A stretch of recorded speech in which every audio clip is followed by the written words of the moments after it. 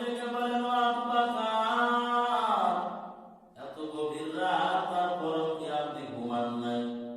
আবু বকর সিদ্দিক রাদিয়াল্লাহু তাআলা চোখের পানি ছেড়ে দিয়ে ডাক দিয়া বলেন, ও পয়গম্বর,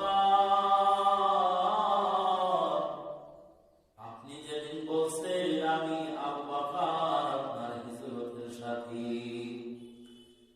শুধুমাত্র এতটুকু কথার কারণে পয়গম্বর, আমি আবু বকর যখন বিছানায় পিঠ লাগাইতে যাই, আমি আবু বকর বিছানায় পিঠ লাগাইতে পারি না।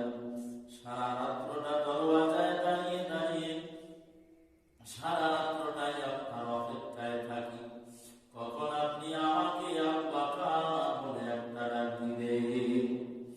মায়ার নবী চোখের পানি ছেড়ে ডাক দেয়া বলে, ও আবু বকর, আজকে